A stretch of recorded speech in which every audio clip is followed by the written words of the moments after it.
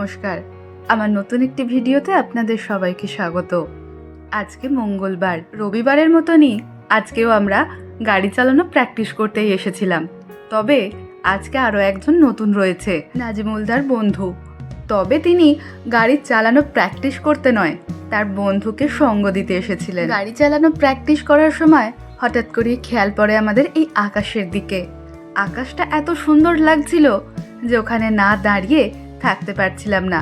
তবে হ্যাঁ, আরও একটা কথা বলে রাখি, আজকে ভিডিও করার জন্য কোনো রকম প্রিপারেশন না নিয়েই এসেছিলাম, বা বলতে পারেন ভাবনা চিন্তাও ছিল না। গাড়ি চালানো প্র্যাকটিসের সময় হঠাৎ করে আমাদের গাড়ির উপরে এই ঘুড়িটা এসে পড়ে, আর ঘুড়ির সাথে কিছুটা সুতোও ছিল। তাই সবাই মিলে এই সুন্দর প্রকৃতি অনুভব করতে করতে ঘুড়িটা ওড়াচ্ছিলাম। তবে সুতোটা কিন্তু বেশ অনেকটা ছিল, যার জন্য মজাটা আরও বেশি আসছিল।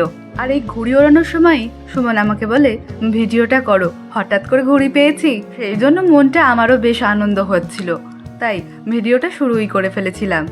আমি অনেক দিন পর সাইকেল পেলাম, তাই মনে হলো একবার সাইকেল চেপে ঘুরতে যাই। ওই সামনে যে দুটো ভাইকে দেখছেন, ওদেরই একজনের সাইকেল নিয়ে আমি ঘুরতে গিয়েছিলাম। ঘুড়িটা না কিছুক্ষণ ওড়ানোর পর আমরা এই ব্রিজের সাথেই আটকে দিয়েছিলাম। ভাইগুলোকে বলেছিলাম নিয়ে নেওয়ার জন্য, কিন্তু ওরা ঠিক সাহস করে উঠতে পারেনি। তাই বিঁধে দেওয়ার পরেও আবার ওখান থেকে খুলে আবার ঘুড়ি ওড়ানো শুরু করেছে ওরা।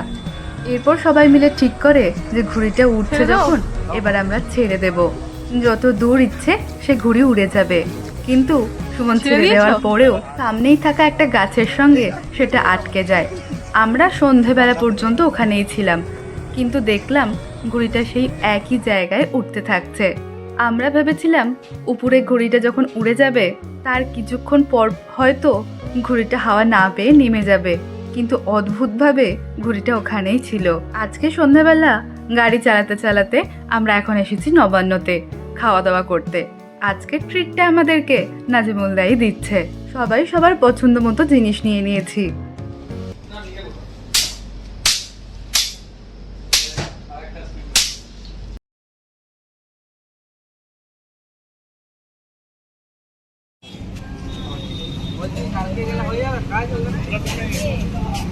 সব শেষে আমরা চা দিয়ে শেষ করলাম আজকের সন্ধ্যের টিফিন।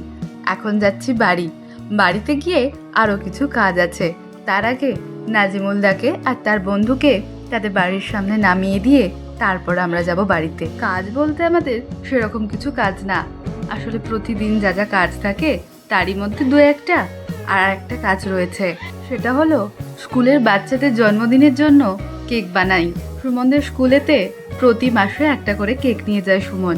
এটা যদিও হেড স্যারই বলেছেন, প্রতি মাসে ওই স্কুলের ওই মাসেতে যেসব বাচ্চাদের জন্মদিন থাকবে একটা দিন ঠিক করে সেই দিনকে কেকটা সুমনরা নিয়ে যাবে, আর সেই দিনকেই কেকটা কাটা হবে।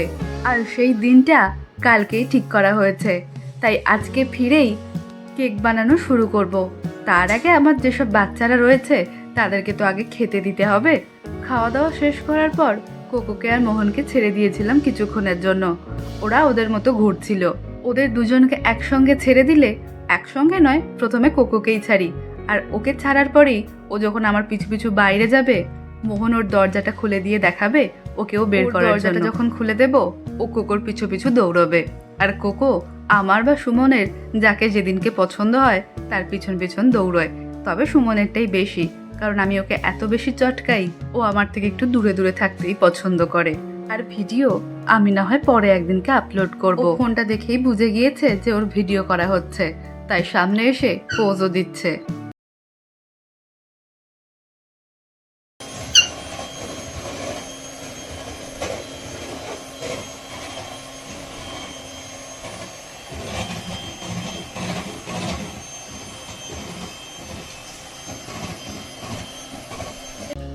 ও এত কিউট যে ভাষায় প্রকাশ করা যাবে না। যাই হোক, এখন অনেক রাত হয়ে গিয়েছে, ওদেরকে অনেক আগেই খাইয়ে দিয়েছিলাম। এখন বাজে রাত 12টা। আমার কেক সবেমাত্র শেষ হবে করছে। সারাদিন কোনো রকম কাজ না করে বাড়িতে বসে থাকলেও এত রাত পর্যন্ত কেক করে আমি ভীষণ ক্লান্ত। যাই হোক, আজকের মতো ভিডিওটা এখানেই শেষ করছি। দেখা হবে আবার পরের নতুন ভিডিওতে।